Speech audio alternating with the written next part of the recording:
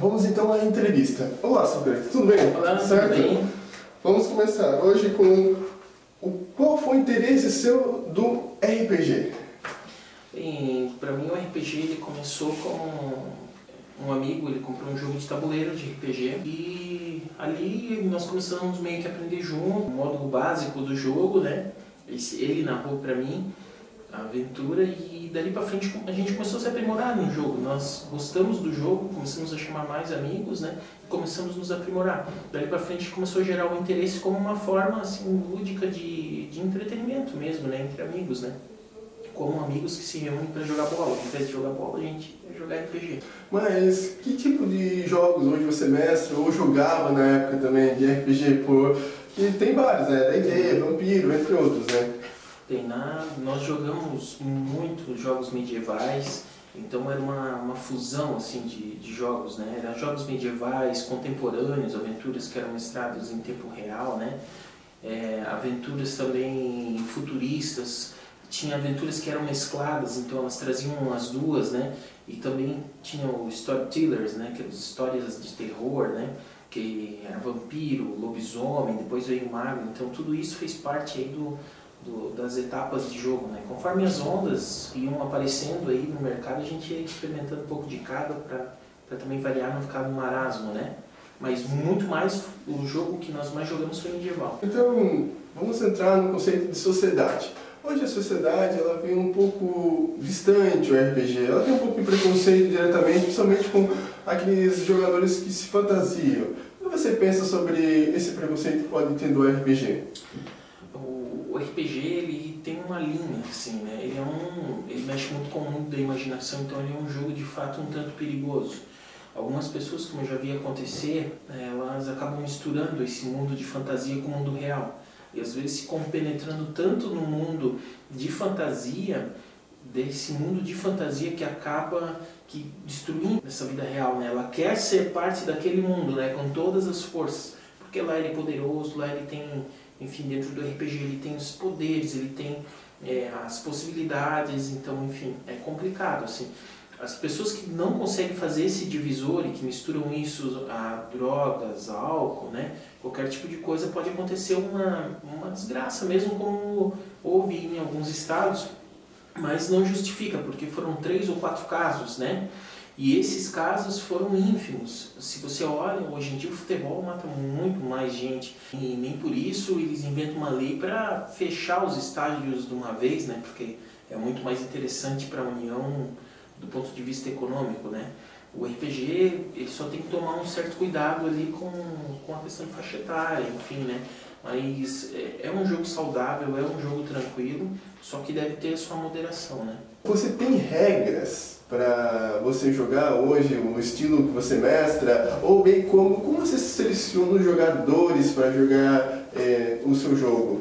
Bem, na verdade, assim, nós começamos com umas regras prontas, né, jogando um sistema que era o First Quest, ele é um sistema, uma adaptação meio que do AD&D, né, quando na verdade ele é um sistema meio que de origem do AD&D, né, depois o AD&D foi evoluindo. E nós vimos que existia uma certa rigidez ali, apesar de existir aquela regra de ouro, né, que é a adaptação do mestre, mas as pessoas ficam muito bitoladas na questão da regra do livro e acaba que a pessoa vai para discutir a regra e não para jogar propriamente dito, para curtir a aventura, que é o que deve ser feito, né? Aproveitar aquele momento entre amigos, para evoluir a personagem. Então isso tornou o jogo, tornou-se para nós uma necessidade de inventar, de criar uma nova regra, criar não, né? Eu diria adaptar uma nova regra que ficasse, em suma, assim, mais no poder do narrador, né?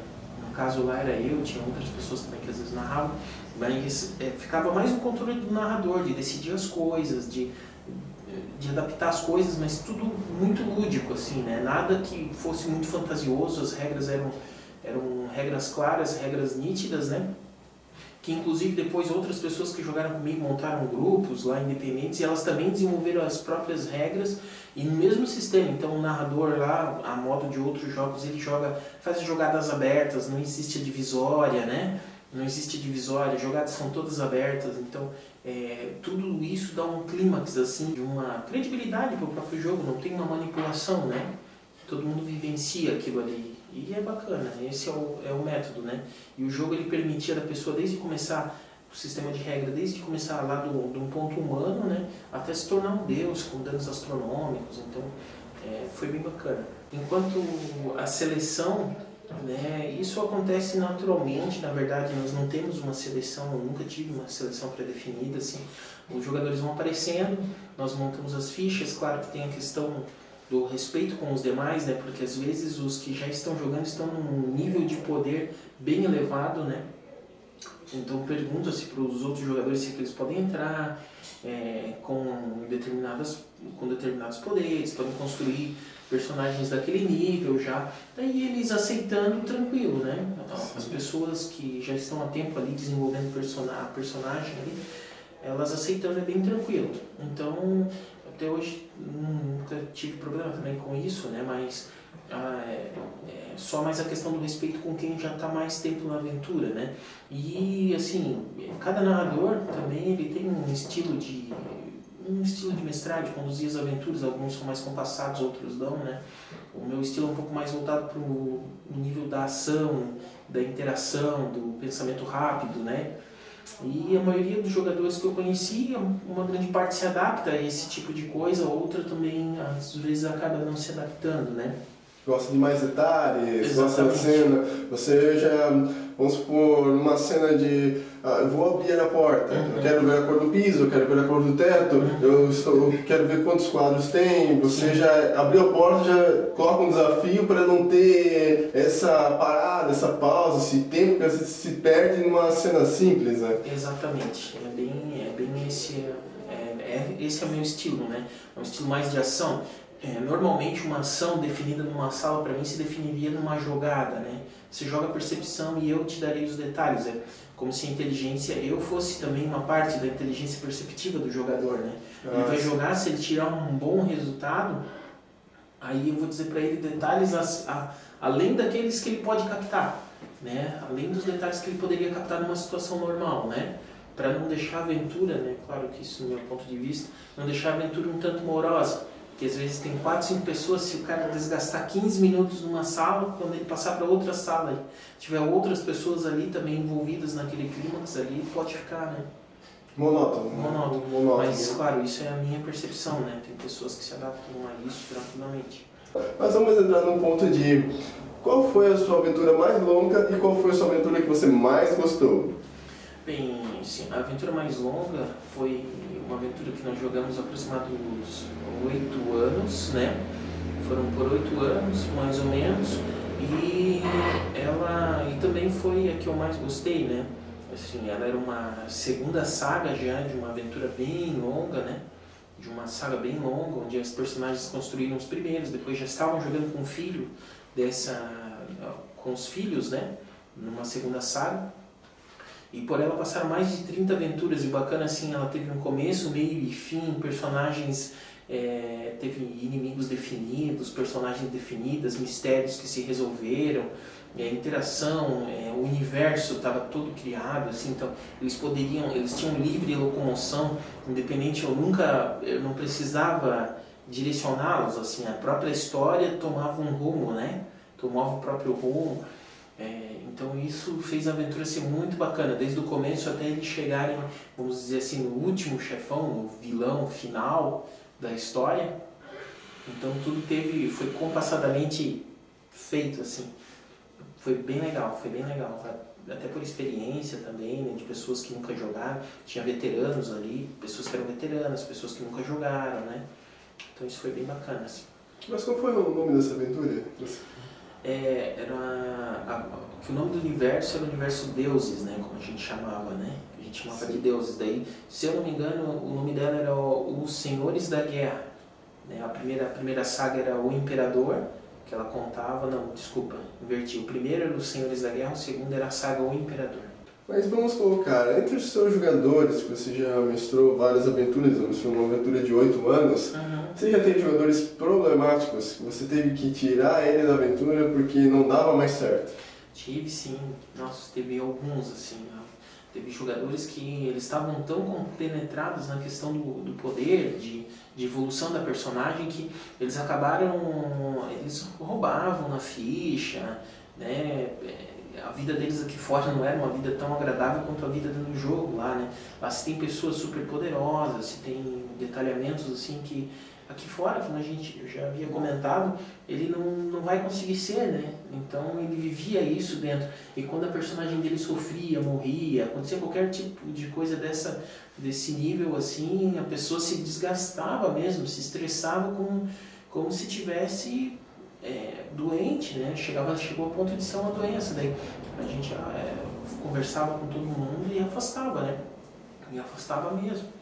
E nós parávamos de marcar o jogo com a pessoa de uma maneira bem discreta, assim, mas acontecia, né? Fazer ela entender, né, que ele não estava fazendo mais bem para ela, que ele não estava entendendo mais o espírito do jogo, né? Exatamente. E tem ele que não, você não consegue mais jogar, você está viciado praticamente, né, no jogo, né? Então você tem que sair, refletir, quem sabe daqui a uns 2, 3 anos você joga de novo para ver se você entendeu mesmo a ideia, né? Sim. E repassar isso. O que você tem a falar para os seus jogadores ou para um jogador inicial?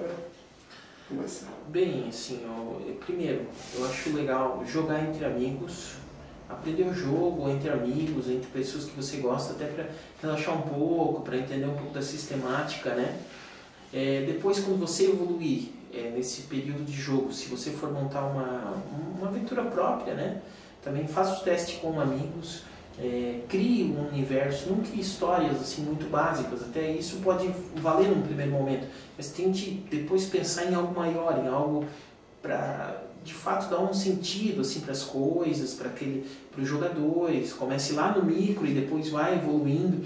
Não faça com que os jogadores sejam simplesmente um guerreiro, simplesmente um soldado. Isso pode ser no início. Isso pode até ser no início, mas depois tem que haver uma complementação da história, né? Ou senão o próprio jogador ele pode desenvolver essa história do zero, falar, pô, ele não era um Zé Ninguém, mas e dando esse status para ele, como se ele estivesse vivendo assim uma história de um guerreiro, como se fosse o Conan, né? Pô, ele não era ninguém, começou a história até ele se transformar em alguém, né? Ou ter um impacto importante na aventura. Ou como às vezes você é uma celebridade mesmo, é algo importante, mas perdeu a memória, ou ficou, quando era criança, foi despejado em algum lugar onde foi criado por meros fazendeiros. Exatamente. E cresceu e daí viu que era um rei poderoso. Exatamente. Então tudo isso ocorre numa história por trás assim das ações, né? Ou já aconteceu muito, a gente mixando personagens assim, tu coloca um NPC, um jogador controlado pelo mestre ali, né? Uma personagem controlada pelo mestre, que é pai do jogador, mas ele não sabe, então isso se revela durante a jogatina, né? Isso vai se revelando, então tudo isso tem que existir assim viradas na aventura, pontos chaves que façam com que os jogadores se surpreendam com a tua aventura, né? Então eles dizem, pô, cara, isso eu nunca pensei que ia acontecer, né? Isso aí eu nunca pensei que ia acontecer, isso aí eu não imaginava que ia acontecer. Então isso é muito bacana. Outra dica que eu dou também é tentem desenvolver o próprio sistema de jogo para conter essa questão do advogado de regra, né? Que a pessoa que vai para o jogo, o RPG é um jogo entre amigos ou entre jogadores também, né? Não precisa todo mundo se amar, mas entre jogadores que o objetivo é divertir-se, né? É um divertimento. Há muito tempo criou-se uma onda assim, aqui em Joinville e em outros lugares também, em outros estados aí que eu joguei, que a pessoa tinha, o caráter do RPGista era assim, pô, tu fez errado, tu não deveria ter feito aquilo é errado, aquilo é certo. Então assim, é como a vida real, você tá aqui, você acerta, você erra, né? Então isso no jogo, os acertos e os erros de uma personagem, eles devem ser tidos como coisa do jogo, né? Independente se o cara só faz cagada, mas é o jogo. Né, o direito dele de jogador, ele não precisa ir lá e acertar tudo. Se ele não acertar, vai ter as consequências dele, podem ser boas, ou pode ser ruins, ou podem ser até boas. Né? Isso vai depender também do que o mestre, da condição da aventura. Então, essa é a dica que eu dou. Assim. Agradeço, Cleiton, foi um prazer ter isso aqui. Então, hoje seria uma entrevista com o mestre do RPG Cleiton. Muito obrigado, agradeço. Até a próxima. Finalizando os vídeos, Entre em contato com a gente via contato@tabernavirtual.com.br. Ou também aqui embaixo, na descrição do vídeo, tem uma série de informações como você pode entrar em contato com a gente. Pelo Facebook, pelo Twitter, até pelo Orkut. Muito importante para nós, não é não, Fabrício? Com certeza, não esqueçam, por favor, gente, agradecemos as opiniões de vocês.